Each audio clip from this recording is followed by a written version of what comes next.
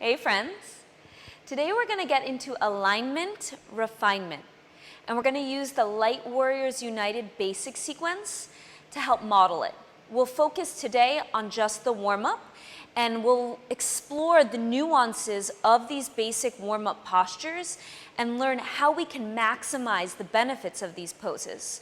We can actually take level 1 postures and just through internal energetics transform them into advanced postures. It's a pretty awesome and super engaging experience. So let's get started. Make your way into the downward facing dog. Whew. Okay. So go ahead and feel your body in space here. And then make a few fidgets. Just notice what your body calls for and let the body lead. If you are in the habit of doing a certain routine every time you get into your down dog, this time be a little bit more present with that routine. Notice what that routine does for you. What are you getting out of it? So for me, I love to draw my hips to one side and the other and feel my outer shoulder, side body and hip stretch. I get tight in the side body. What do you like to do?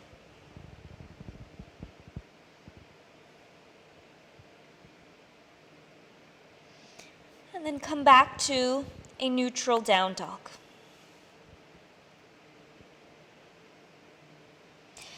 The feet can be hip-width apart, or they can be together. Hip-width apart tends to be more preferred.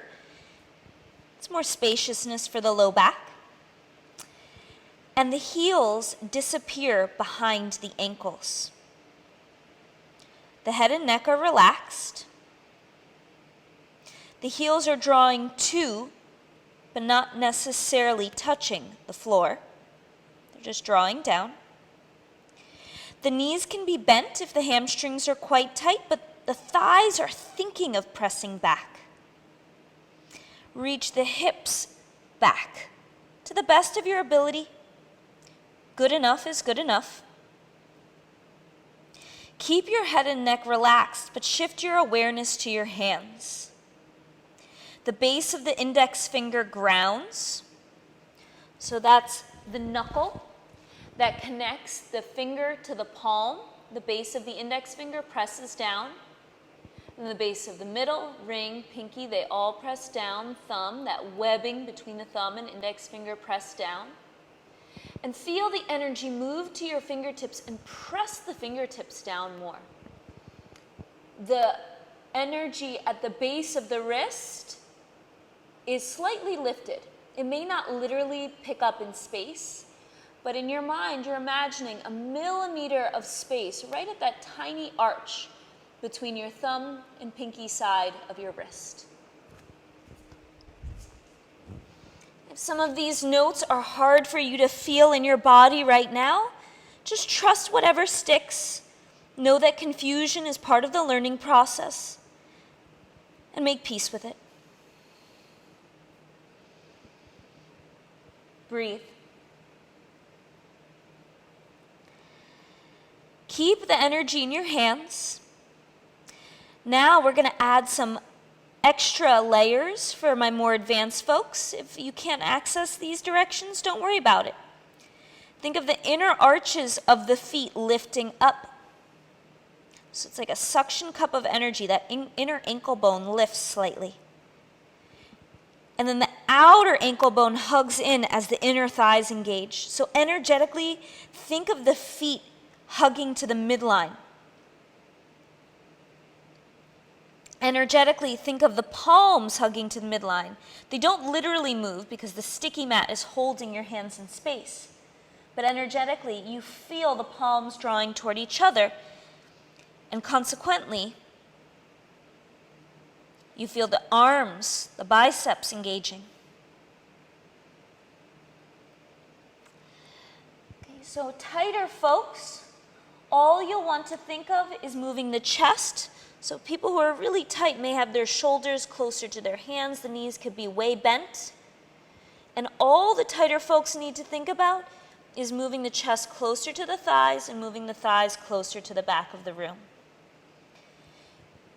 Those who are a little bit more bendy, you'll continue to think of the heels drawing toward the floor. And we also want to feel that the core below the rib cage, the upper belly, is pushing into the body. So we're not sinking in the shoulders, but rather we're pressing the upper belly back. Come on down to your knees and just watch the screen for a moment. So one area of the body that, tight or flexible, many yogis tend to lose awareness of is the area right around the bottom edge of the shoulder blade. There's often a sinking there where the shoulder kind of collapses into its socket and there's weight down into the hands. When the hands are grounded, we want spaciousness in the shoulder joint, especially if one day it might turn into a handstand. And so we practice pushing the floor away to lengthen the shoulders. So I'm not sinking here, I'm pushing the floor away. And at the same time, the upper belly, those front ribs, hug into the back body. Now, if you're really tight, you don't need to worry about that, but you still may want to focus on lengthening the shoulders. Bendy folks, those who are really flexible, you can easily touch your heels to the floor and your forehead hits the floor. For you, we want to complement that bendiness with some strength to support. So for you, we can practice reaching the tailbone to the knees. Not so much butt up, but tailbone to the knees. And then front ribs in. Triceps, upper arms still hug to the midline, like everybody else. Let's all find our down dog.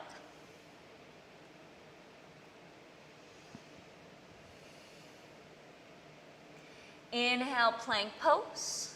So the feet and hands should be the same distance apart in plank pose as they are in down dog. The balls of the feet are underneath the heels. The inner thighs hug to the midline, the belly lifts, and place your knees down. Good. We're going to do some cat-cows now. This is a nice way to bring rhythm to the breath and coordinate that rhythm with the body. So linking breath to body and creating almost like a hypnotic trance that brings us further into the depth of our practice. The inhale drops the belly, lift the chest and butt. Exhale, round the back. Use the inhales, go ahead, inhale,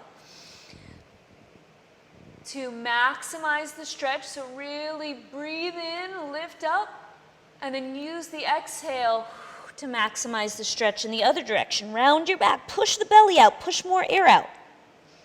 Continue a few more here. Inhaling, dropping the belly, and exhale, round the back. Go ahead, find a rhythm that works for you.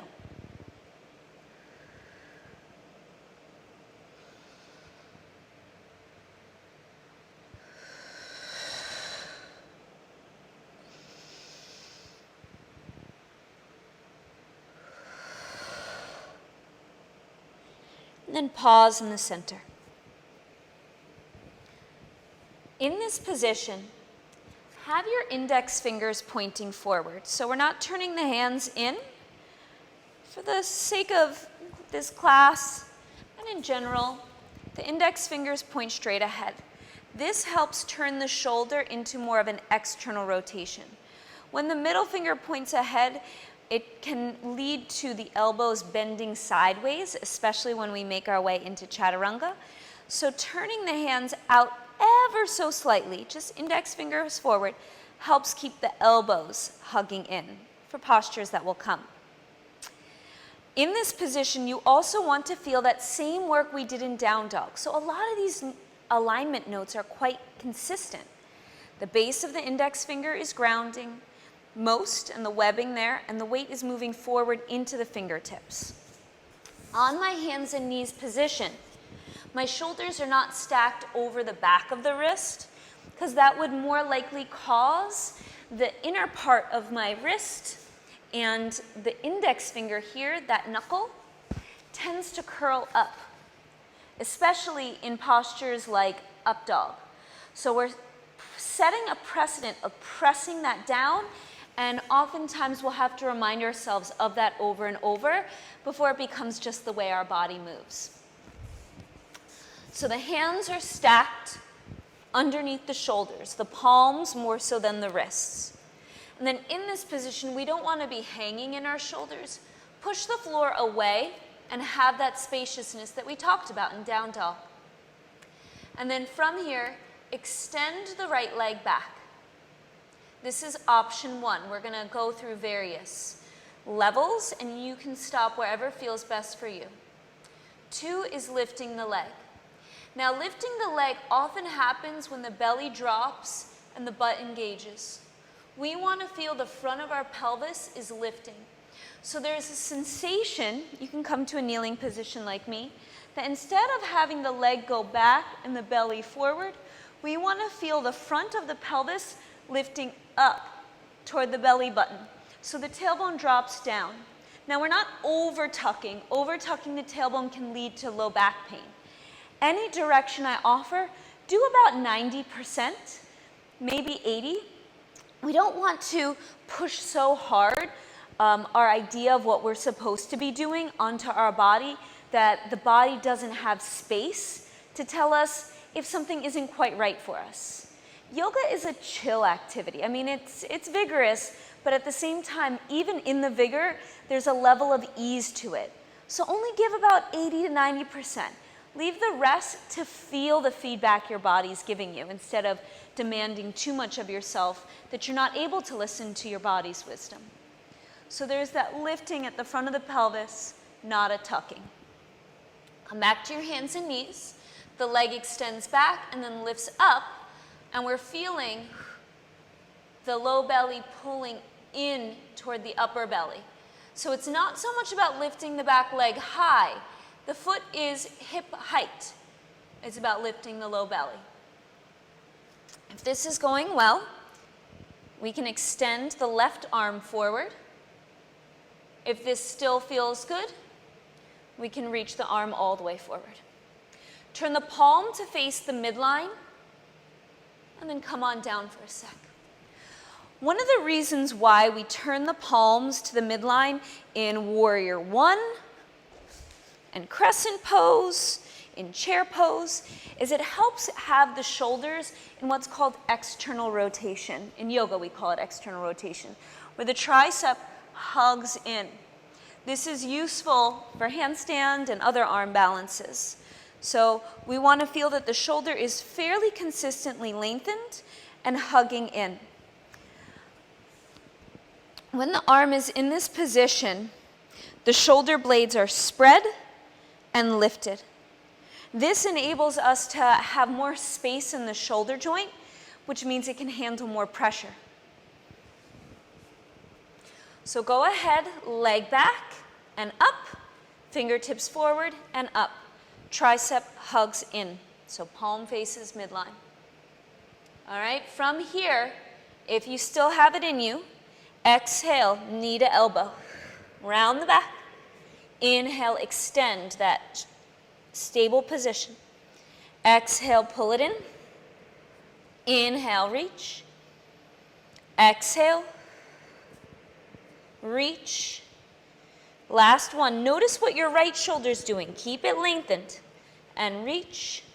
And place the hand and knee down. Good. Turn your right palm to face the ceiling. So turn it upside down. If you're a little bit tighter, you may want to have the fingertips pointing to the midline. More bendy people, you can have the fingertips pointing toward the knees. We stretch for 3, 2, and release. Let's do the second side. I'm not going to say as much at first. You feel your body. See if you can recall what I'm offering, and then I'll speak. Go ahead. Level 1, leg back. Level 2, leg up. Find the appropriate engagement to maximize the benefits of this pose.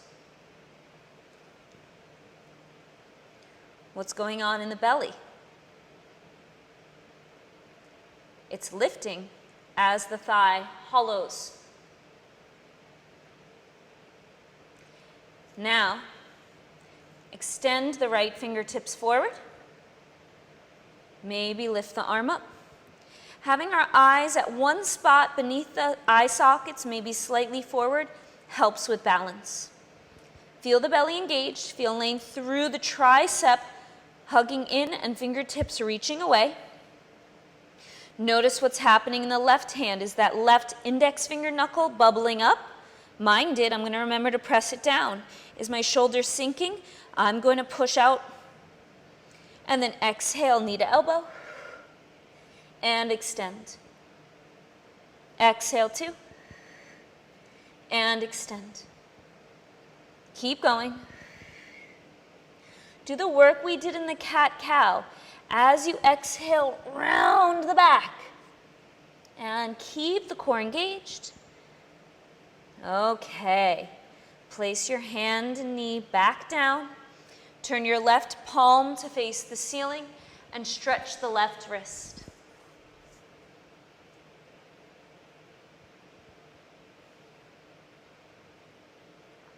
And release. We're now going to discuss 3 options you have in plank pose. Now, for students with frontal shoulder injuries or people who are newer to moving their bodies, we're going to do what's called a retracted shoulder. So in this position, plank, rather than pushing out as much, we're going to draw the shoulder blades together. Now, I rarely teach this because most of my practitioners have been moving for a while, or they come from an athletic background where they already have plank pose in their body with the shoulders somewhat pushed out. But for newer folks who don't have the strength to push out, we can practice hugging in, so the shoulder blades draw together. This also helps create more space at the front of the shoulder for anyone who might have frontal shoulder injury. So in plank pose, we'll have the shoulder blades drawn together, the belly is still lifted, the feet can be hip width apart still, inner thighs still hug in like down dog, energetics of the hands are consistent. Draw the tailbone toward the knees so it's not tucking the tailbone, and then place your knees down. So that's one option, that's the shoulder blades drawing together. The next option that we have, which I prefer, is having the shoulders in neutral. So naturally, the shoulder blades for most of us lift off the back about a ½ inch. I like to keep that consistent in my plank pose. So there's a slight lift of the shoulder blades, not completely retracted, not completely spread, but just a more neutral shape. And the energetics would be, the rest is the same. Inner thighs hug in, low belly lifts. The benefit of this more neutral shape and the next, the protracted shoulders. So retract is together, neutral is neutral, protract is spread. Gymnasts love to protract.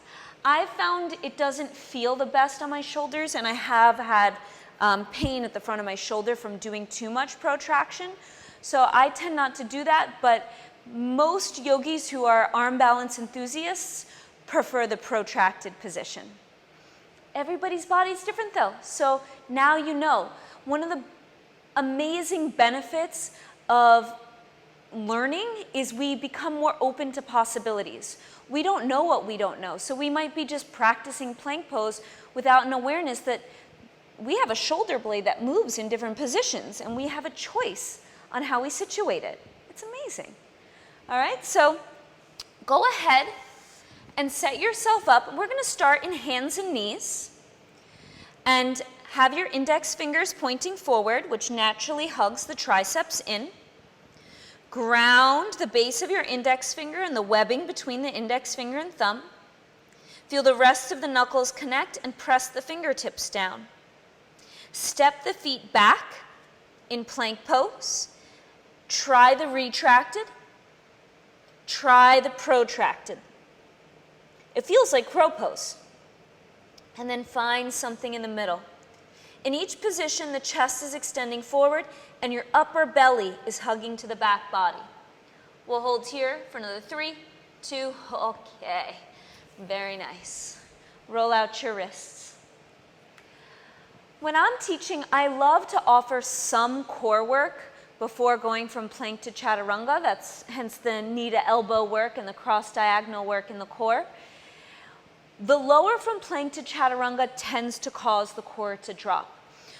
Remember how in down dog we said we want to keep those front ribs hugging in? We do want to keep that in plank to the best of our ability, and we want to keep it when we're lowering to chaturanga. It's hard though, it's much harder in the lower to chaturanga. So what we're going to do is we're going to start off, go ahead, make your way into plank pose, and then place your knees down.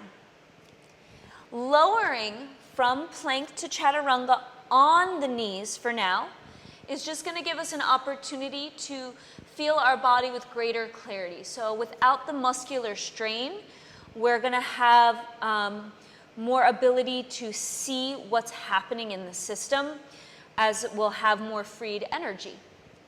So from this position, a rookie mistake is the elbows bend backward or the elbows bend sideways. Instead, lengthen the low back by reaching the tailbone toward the knees, not over tucking, but somewhat. Keep the elbows mostly stacked over the wrists.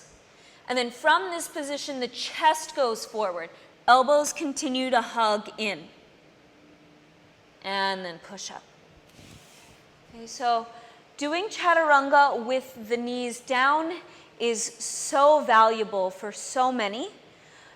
So there's no, and we want to make sure that as we're teaching and practicing, we don't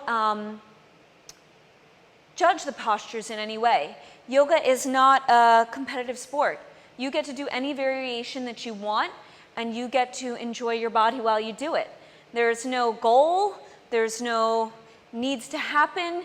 You don't get a bonus from your boss if you do a more advanced looking chaturanga. To me, the most advanced practitioner is the one that knows the shape that's most appropriate for their body, more so than the one that can do the fanciest poses. It's a yogi who is more wholly connected to themselves and is building their practice in a way that's sustainable.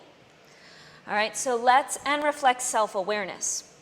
Next, we're going to practice tall chaturanga. I love tall chaturanga.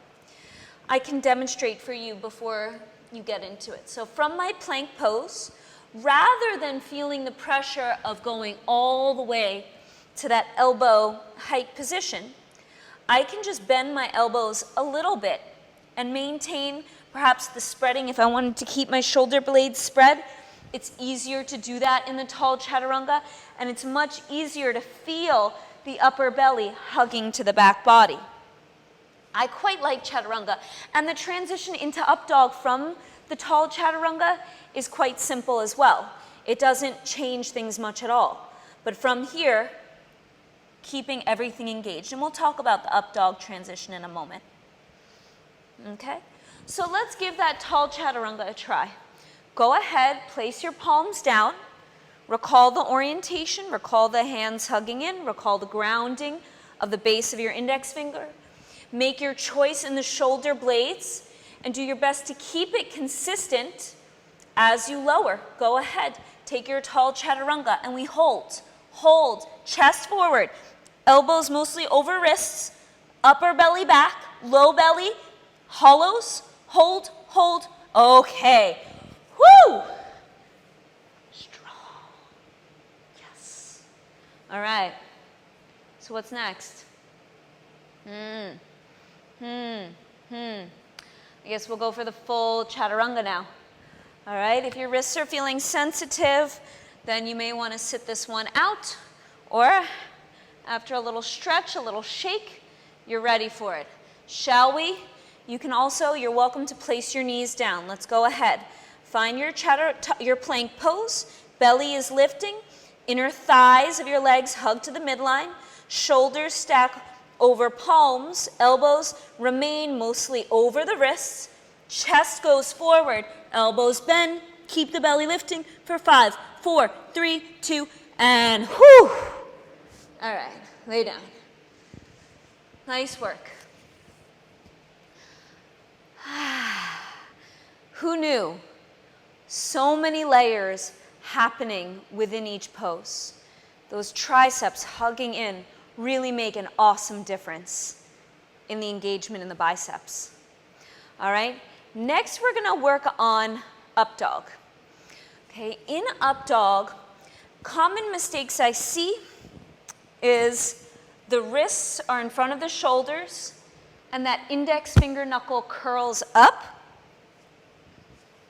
Also, the shoulders come up by the ears and the low belly collapses. We're gonna do our best to feel that the hands are still pushing the floor away. So like in down dog where we push our hands into the floor and the shoulders get long, in up dog, we push the floor away and the center of the chest lifts up. The shoulders are over the palms like they were in plank. The feet can be hip width apart. Often also I'll see students have their ankles falling to the side. Keep the outer ankles hugging in. And there is a contraction between the inner thighs. So the outer hips hug to the midline as the inner thighs are engaged. So here I am. You can join me now. Let's go from plank pose. So go ahead, make your way into plank pose. And then place the top of your right foot and the top of your left foot down. Lower the hips. Push the floor away and feel the belly is still lifting. Hollow the belly for 3, 2. All right, place your knees down. Place the tops of your hands on the thighs to stretch the wrists. So up dog itself is a pose that is fairly accessible for most people. We do want the knees off the floor, but if they're grounded, that's fine.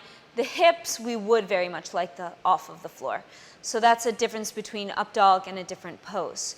Having the hips off of the floor helps keep the low back longer. So when the hips are on the floor, there's more compression right here in the low back, where the lumbar spine and the sacral spine meet. So your sacrum is the flat part of your spine, or the fused part of your spine where the bones are together, closer to the tailbone. And then above that, we have the lumbar spine, and we want to make sure that there's not compression there.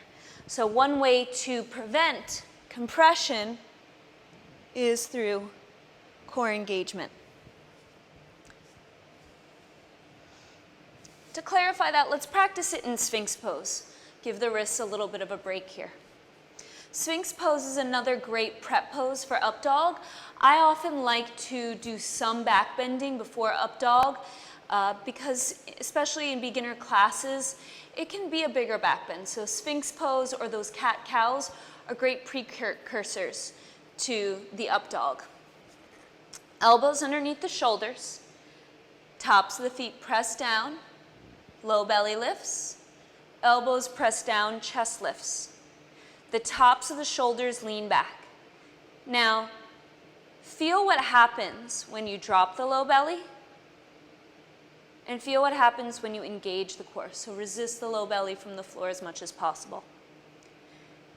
And now add the layer of the tops of the feet pushing down. That helps activate the front body and engage the core and lengthen the spine.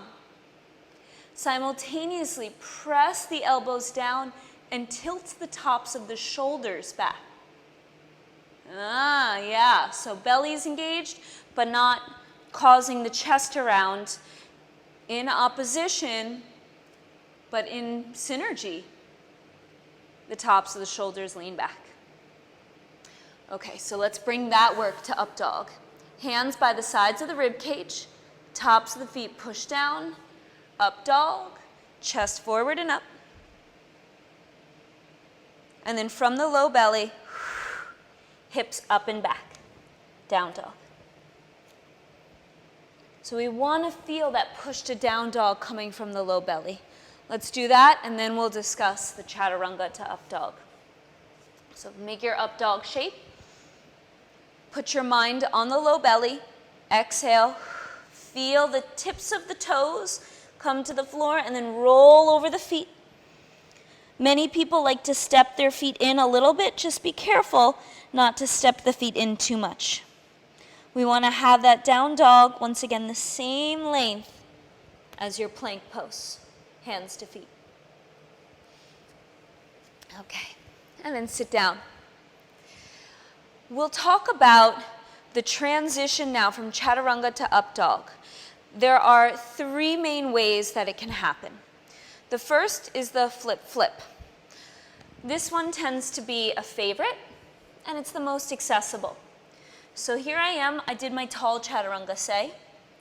Top of my right foot, top of my left foot, chest forward and up dog.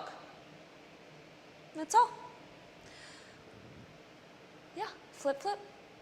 Simple, clear, good. Okay, what we want to avoid is going from here and then just flipping the feet over, because then our shoulders end up too far forward. Or sometimes students are in their plank, they kind of collapse to the floor, and then they push their chest back for up dog without doing any form of chaturanga. That can lead to compression in the low back here, as the shoulders are behind the wrists, and I'm pushing my body into a deeper back bend.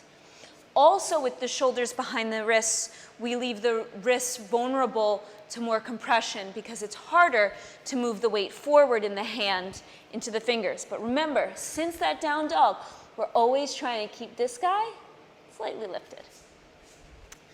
Next option, so here I am, tall chaturanga, knees down, tops of feet down, chest forward and up, knees up.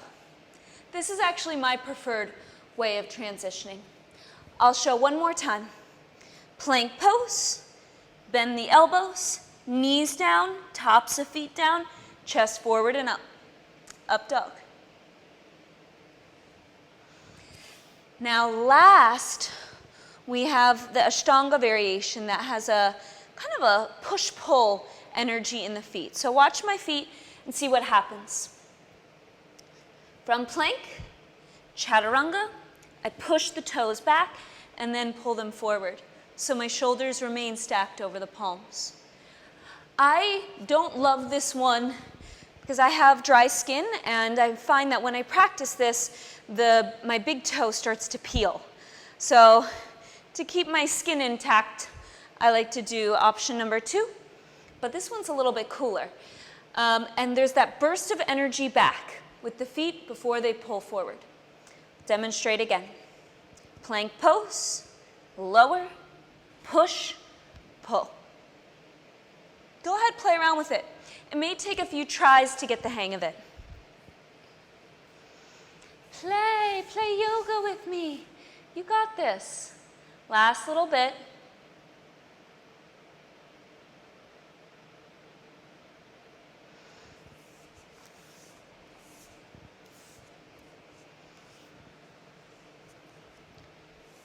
Okay, and take a child's pose. Arms can rest by your hips, forehead down.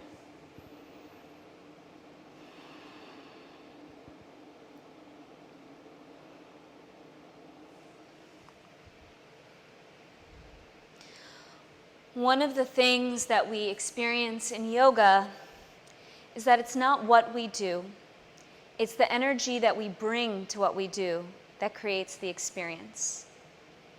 The more we engage with our body in the present moment, the more options become available to us. And so I encourage you, whenever you feel confused or stuck in life, rather than running to an outside source for inspiration, which that can happen down the line, but maybe at first take a pause. See if you can plug into what's happening right now. And then with curiosity and openness, see if you can become available to another pathway forward. We don't know what we don't know, but by becoming still and present and open, we may surprise ourselves with what we're capable of discovering. Take a larger inhale through your nose and exhale out your mouth. Go ahead and pick your forehead up. My spirit honors your spirit. Namaste.